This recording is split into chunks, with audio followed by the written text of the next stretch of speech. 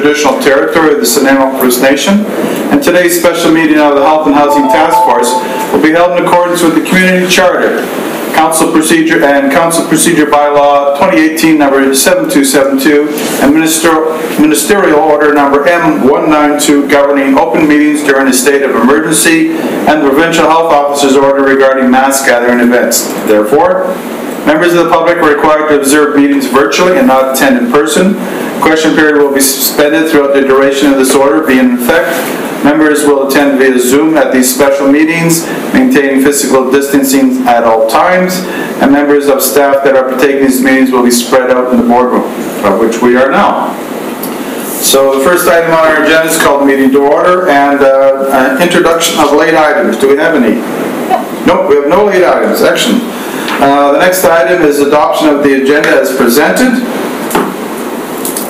First, motion by Aaron Hemmons and seconded by, I can see, John McCormick. Thank you, sir. All those in favor, raise your hands and say aye. Any opposed? Aye.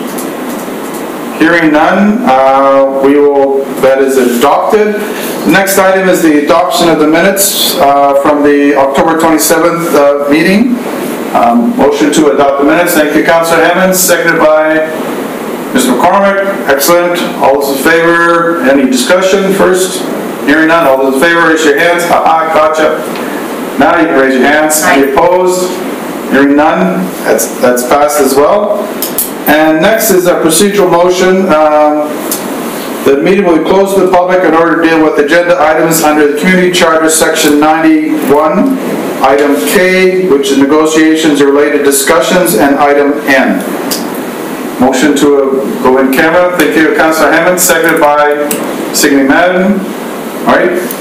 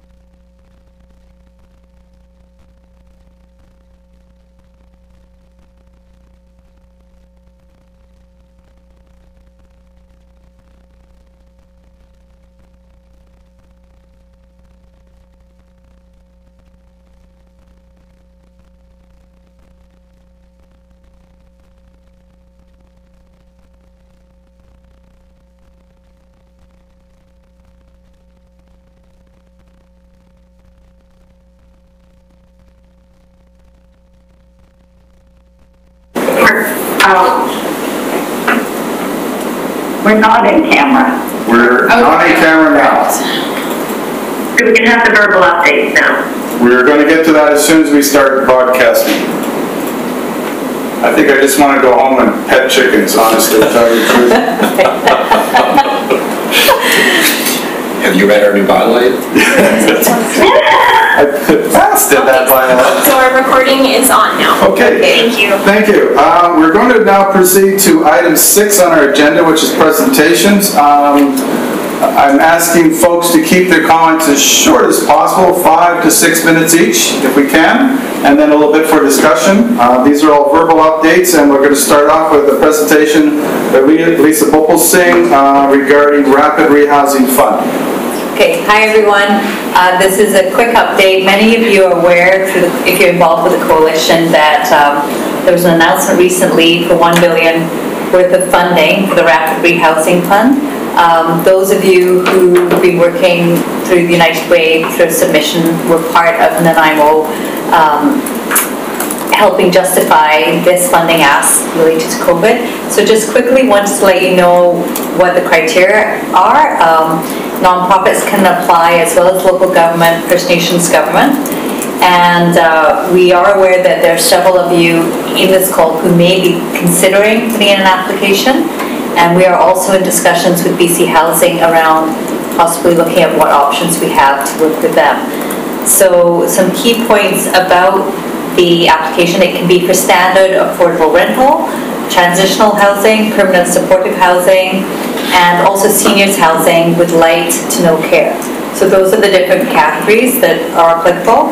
And the other important pieces are that it looks at a longer term tenancy, so extending well beyond COVID ideally, and that there's a minimum of 5 units or beds for the funding application. So what we'll be looking at the city is what's the biggest impact approach we could take in terms of the different partners or people who are looking at applying. So that's the quick Coles notes. I don't know if you've got any questions for me. The other big thing is the deadline is December 31st.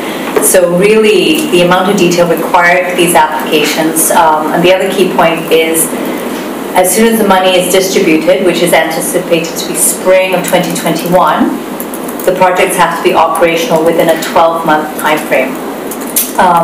And another piece around that is that the projects, in terms of being eligible, what's important is that they have committed operational funding. I think it's, not sure it's in my information here, but I think it's at least ideally as long as possible. So having that commitment is key. So it's not just capital for building a project, it's also for the ongoing operation of it as well, seeing that there's that commitment to it as well. So any questions? Yes, go ahead, Signe. So is just so I'm clear, is the city then curating for the community what we're submitting? So that, and I know with the BC Housing City and the various service providers who've already been working on this, is that we're putting one proposal in? Is that how it's going? Which I think would be great. Yeah, Signe, at this point that's not been confirmed, but we are looking at different options based on our conversations with BC Housing, which will be continuing next week. And I do know that Dave Stewart on our team has been reaching out to 3 of you. I think there's one not present in the room right now because they're not in the Health and Housing Task Force, around the original concepts that were used to help support the federal funding for this, to see where you're at with those different pieces. And of course, considerations will be, do the projects require things like rezonings, significant things that would make it challenging to get operational within a 12-month time frame. So Dave's been reaching out, I believe, to all of you this week, and we hope by early next week to have a sense of where everybody's at. So I guess from that perspective, yes, Signe, we are reaching out to others. And then the question is, there's no limit to submissions per community, but clearly being in sync would be ideal.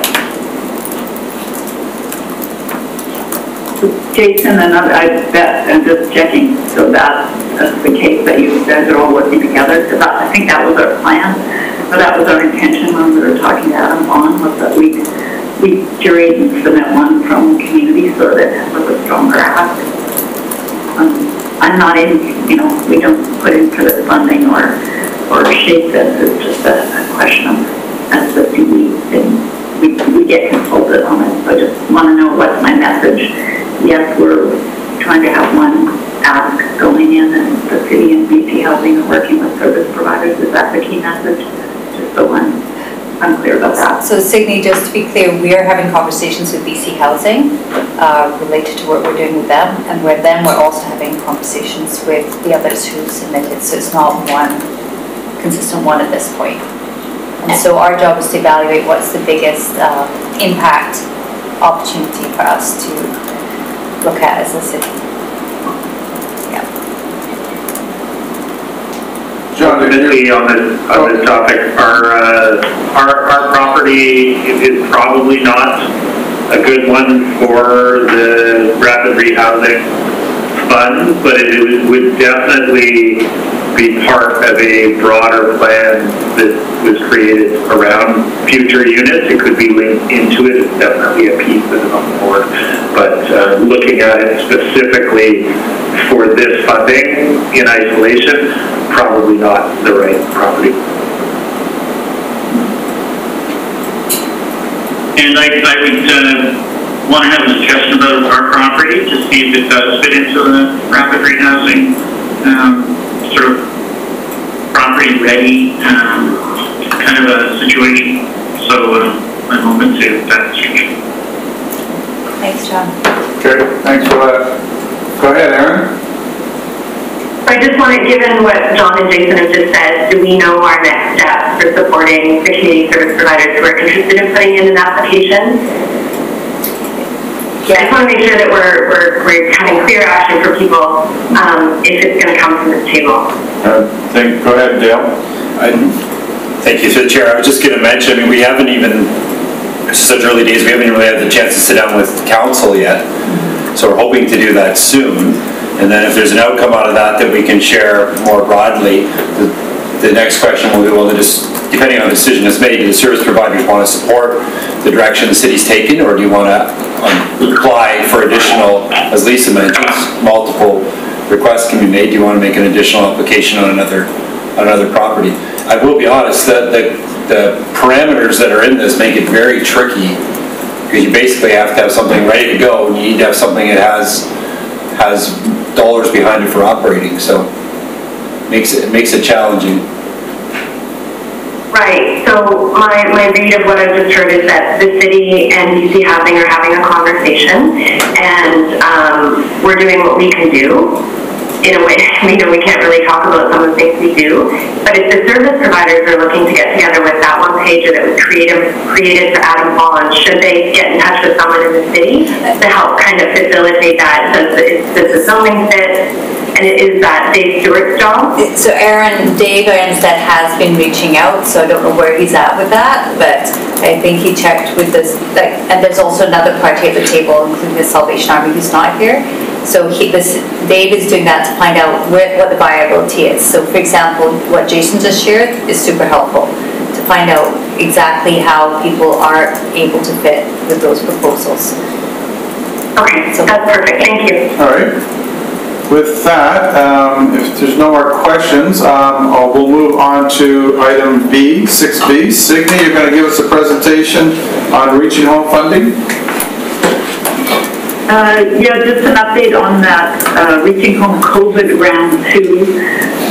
So just to remind folks, we did apply for and we are getting both Indigenous and designated funding under COVID round 2, and it's $287,000 and change under Indigenous, and I know I've already given these numbers many times, 31 and change thousand under designated. So over the last probably 3 weeks at least, since we really knew that the amount of funding that was coming to the community through Reaching Home COVID round 2, we've been having conversations with different service providers, members of the coalition, with the city, around how we can invest invest this funding quickly and effectively, the money must be, we've got a ticking clock. We've got 30 days from the day I signed the contract to indicate what services that we're contracting to deliver. So we're already about a week into that. So we've got about less than 3 weeks to actually say who and how we're going to invest these funds for December through March 31st. They are COVID related. Some of the ideas that have been coming forward from the coalition members and the conversations with city and et cetera are the warming center that a couple of us were in a conversation with around that Salvation Army concept. Short-term rent stuff, we've got about 50,000 parked in there for people who are at risk of losing their housing if they can't pay their rent over the December to January period. And none of this is finalized. I'm just saying this is Terry's been the lead, working with our co-chairs and others of us to go what's eligible under the Reaching Home COVID Round 2, what's our best way to not just address emergency needs, but also address moving some of these projects that we've been talking about forward. And so we've got emergency funding and rent stuff. We've got some staff training and supports around cultural safety and coordinated access. We've got a development of a concept plan for capital housing and top up to some of the existing COVID projects that are being funded through COVID Round 1. So, we've been collecting and curating a bunch of solutions around that, and we haven't finalized that, but obviously that will come to the coalition before too long in terms of recommendations. And because of the short-term turnaround on these funding, technically we don't actually have to have a motion from the coalition to approve what the CE works and recommendations around this, as long as we've done our consultation with the community. But we will go back to the coalition to brief everybody, and certainly we've reached out to all of the frontline community service providers to say, what do you need? Some of them are technology just to be able to do their online work with their clients, etc. So, before too long, we'll have a proposal, and obviously Julie Rushton on our team, working with our co-chairs. We're also having conversations with Emmy from NAMO and others from Telecom and the other officers of Indigenous service providers to see, are we beefing up or funding something different or in addition through the December to March period. Hopefully that covers what you need. Thanks for that. Does anybody have any questions? I'm not seeing any. In that case, Jason, we're looking to move 6C. You're going to give us an update on the winter warming center options. Actually, I think John is going to take that one for us, and then I will do the next one. Sure. Yeah, I think he's covered most of it off, just that Jason and I made some recommendations about how to use those funds, and that the warming center was importantly part of that. And we have an operator, we've recommended some dollars to be put towards setup for that, and we work with the social planners around those discussions to try and figure out how to make that happen. The operators or the prospective operators of Salvation Army is, I think, 60 cents and maybe not. And that they're looking for a location and they're getting some support, I hope and expect from the social planners of the city in that regard as well. Or you, Jason. Does anybody have any questions? No? Okay, carry on. Jason? For the next item, or for the, I don't really have anything else to add on the warming center. I think we have some funding, we have an operator, we need a location. So we're still stuck on the location then? Yeah, I believe so. Okay, go ahead, Signe. My only comment about the warming center concept is, and I know those of us who were in a planning meeting earlier, including city staff, is if we can identify, if a location can be identified quickly, then that first piece being, we can allocate funding from that Reaching Home COVID Round 2 towards that, and I would certainly be working with the other service providers to identify how do we augment services at that location so that we could either top up people's contracts with that COVID Reaching Home 2 fund to have it be not just Salvation Army giving food and warming center, but actually having many of the other service providers coming in there and working with the clients and the folks there to see how we can support them in other ways with that Reaching Home COVID. So it's kind of like if we don't get a location quickly identified,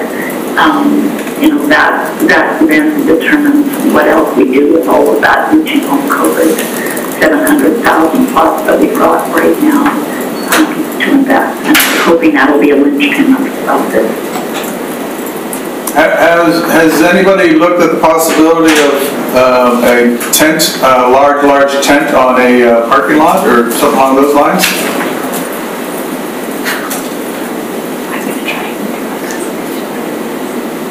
I know it's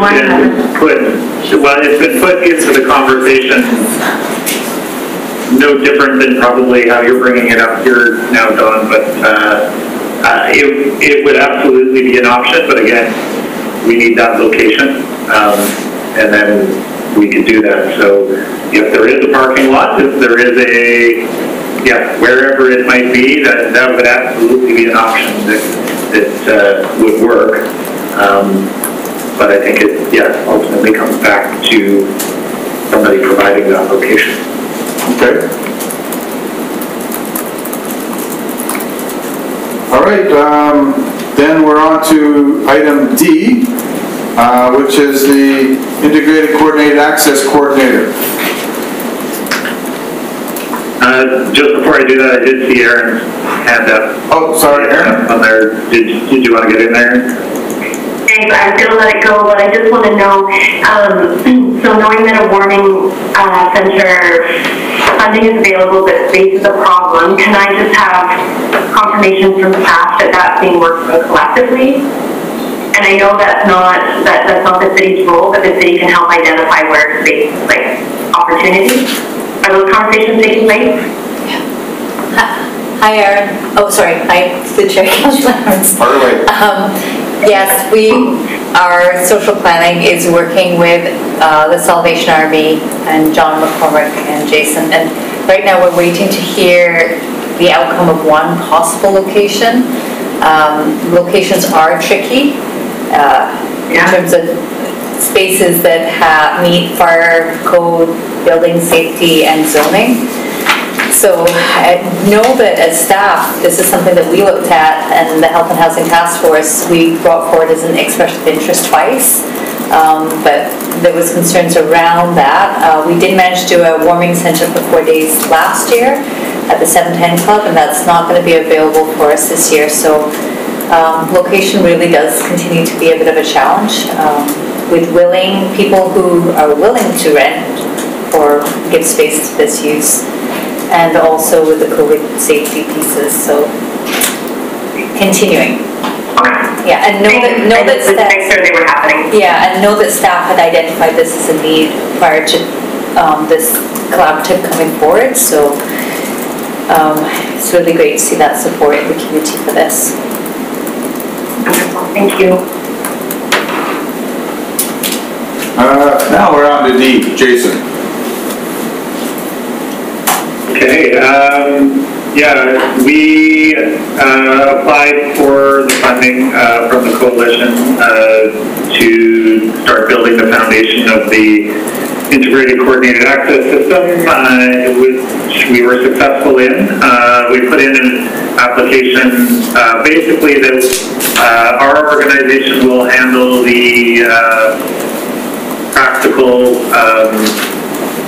building and implementation of the process itself. But we also included John Howard Society and Andrew Thornton specifically to build a community research piece in that so that we can begin our knowledge mobilization around what we need to do to build the system and to look at that part of it.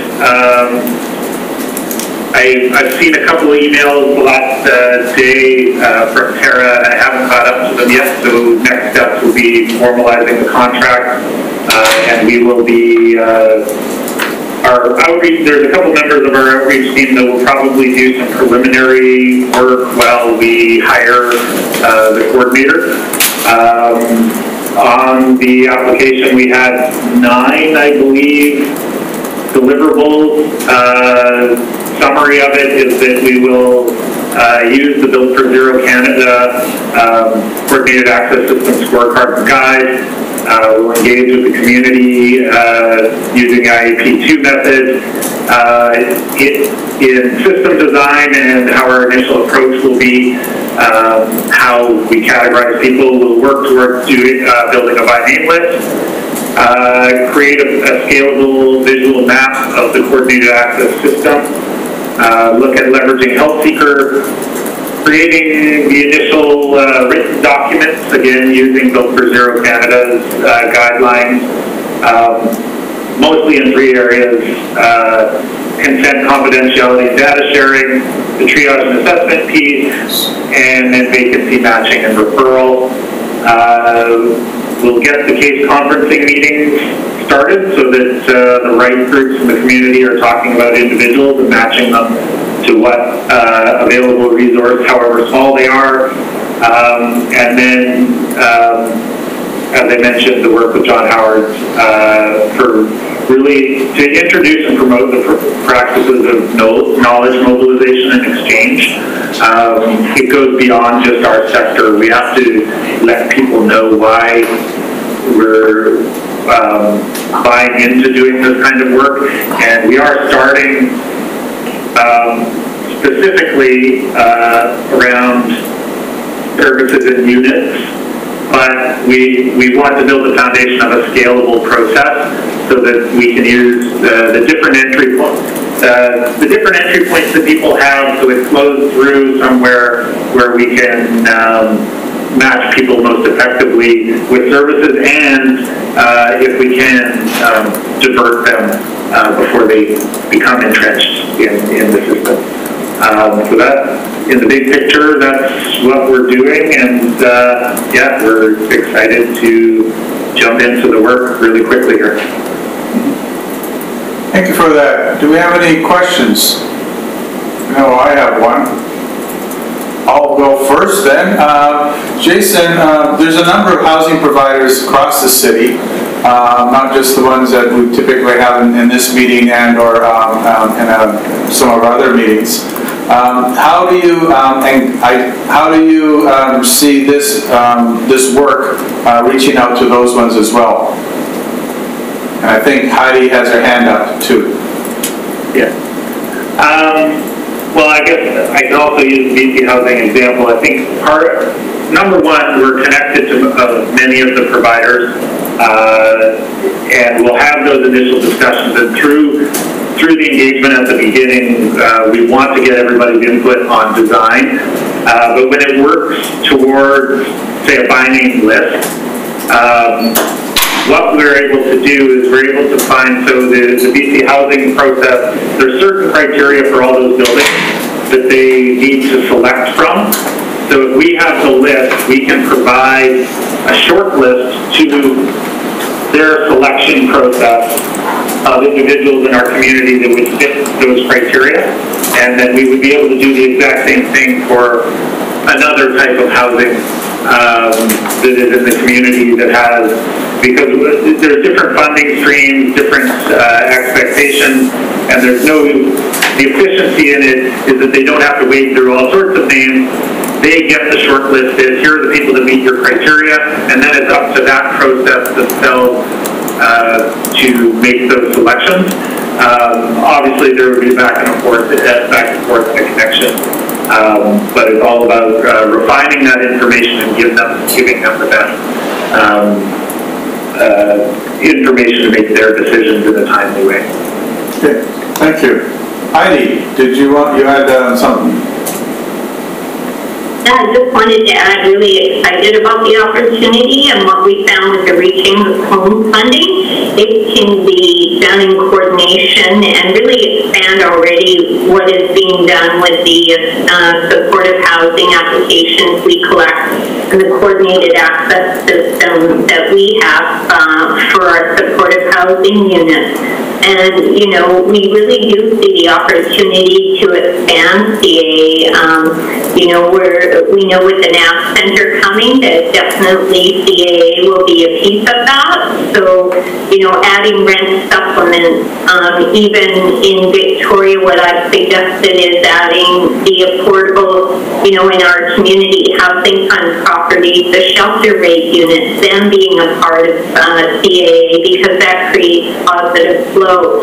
And so having discussions with other partners, like even, you know, in Victoria, we're looking at the therapeutic recovery community because we recognize services are really key. So really excited about this opportunity to expand what's already happening in Nanaimo. And from BC Housing's perspective, our commitment is that we are adding another coordinated access and assessment coordinator to the island. So we'll have two, and we think that'll better serve the Central and North Island because coordinated access is really taking off across the island. We've got some really robust processes, and BC Housing just really needed more staffing to be able to support those good initiatives.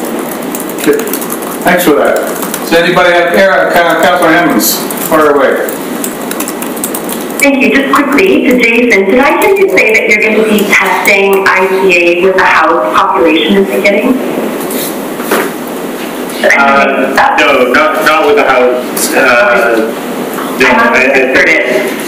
Sorry, no, it wouldn't be that. I think that basically the two things that this will hopefully do, and again, it's around building the foundation for the community and where this lands in the future. That remains to be seen. There's the practical side of matching people with available spaces. So there's the people serving side. But the other thing that I really believe that this will support us in doing is we'll know, at least we'll have a much better picture of what the need is out there, what individuals are needing as far as support, and we'll have a good picture of what services there are.